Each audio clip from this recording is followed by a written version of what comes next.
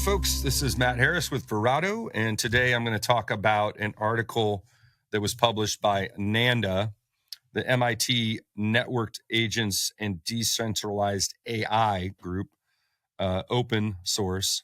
So it's an organization that's run out of MIT. Pretty cool organization, pretty cool what they're trying to do. Basically a DNS for robots. Think of it that way. Agents can talk to each other in an open platform. Really cool. I hope to learn a lot more about that. But the article that they published was about the AI, the wrong side of the AI divide. Essentially, the article's title is The State of AI in Business 2025, the Gen AI Divide. The basic premise is high adoption, low transformation. So a lot of businesses investing in AI, and they're not seeing a lot of results yet. So I'll get into that later. And then the other thing is businesses not understanding, in the management standpoint, how many people are actually using AI on a regular basis. They're misunderstanding that it's actually being used in silos. So essentially, they get into that as well, and how that's a good sign, but we're not seeing kind of enterprise level effects yet. A couple other things in there: why pilots stall, and then why buyers succeed and builders succeed. I'm not going to get into that, but those are really interesting. I might even say that for another podcast. But anyway, that's it.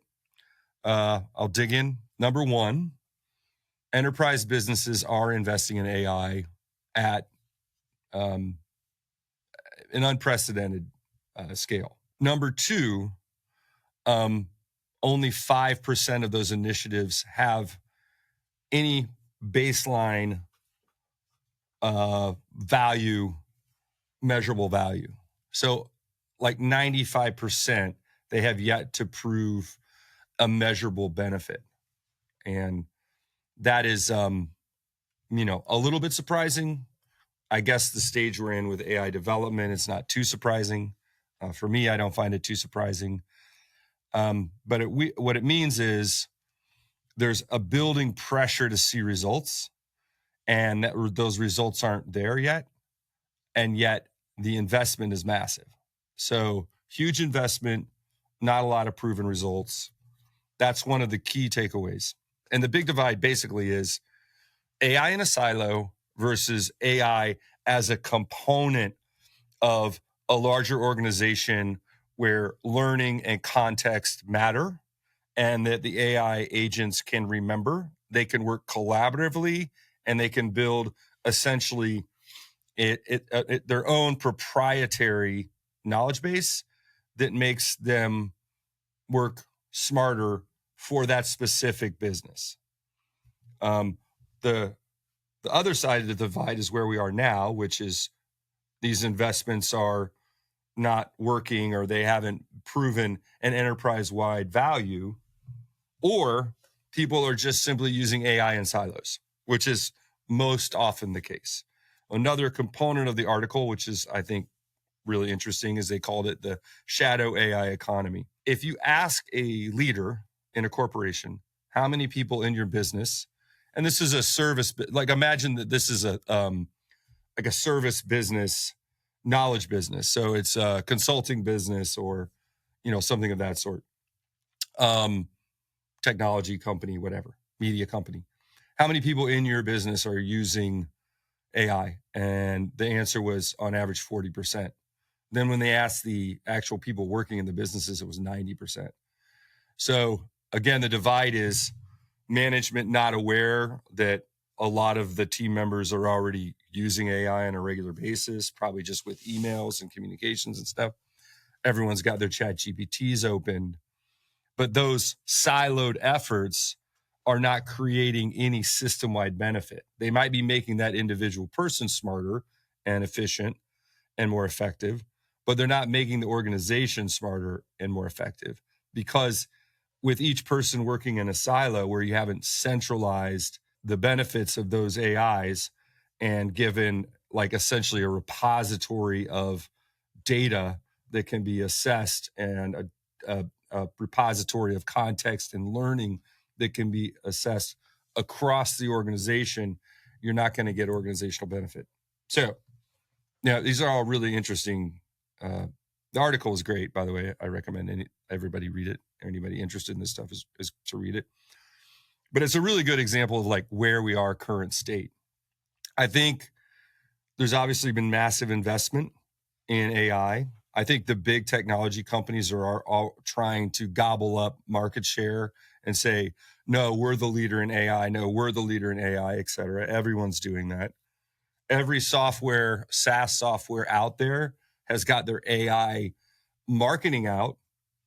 I think they have some of their AI tools kind of ready, but where we need to go for a truly transformational experience, I think that stuff is yet to be seen. And I think because of the massive investment, you're going to see a lot of AI, essentially like train wrecks, where businesses have spent millions, if not more, of billions of dollars on projects that just simply don't work out. The reason there's going to be these train wrecks, and the reason that we're not going to get the full benefit of AI yet, is because the knowledge and the tools to build solutions that impact an entire enterprise aren't ready yet. But those are being developed incredibly fast. But I think before the businesses that are investing in this and the technology companies that are trying to market themselves as AI companies, before they really see the benefits of those investments, both the technology companies and the companies deploying AI solutions, there's probably going to be an AI bubble burst.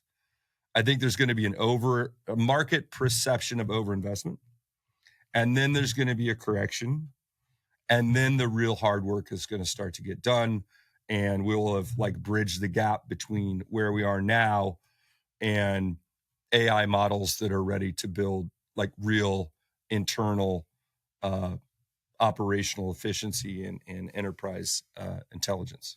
So to summarize the article, essentially the state of AI in business 2025, the Gen AI divide, if only 5% of these pretty massive enterprise investments are paying off in measurable terms, it means that there's still obviously a ton of work to be done, and that there's going to be reservations about the level of investment. I think the market's going to start to rethink some of this.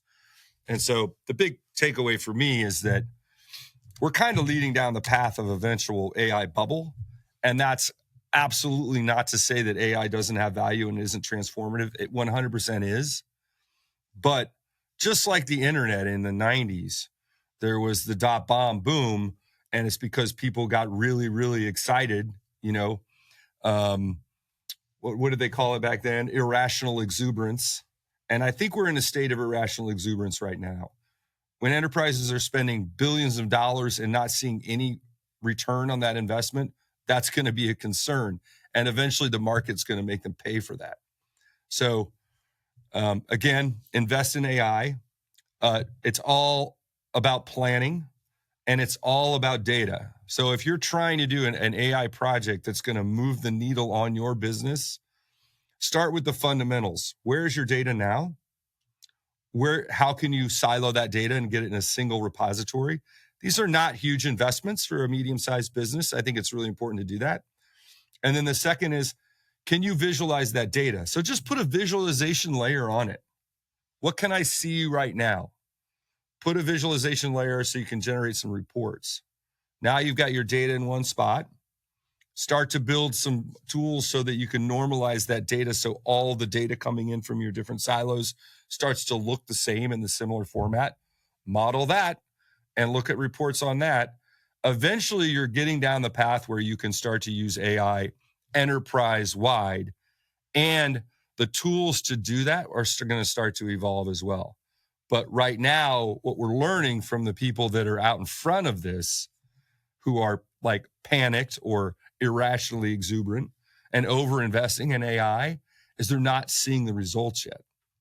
So if you're a medium-sized business and you can't just burn millions of dollars on an experiment, I would say, be careful, find a good partner. That's the other thing, by the way, the article said.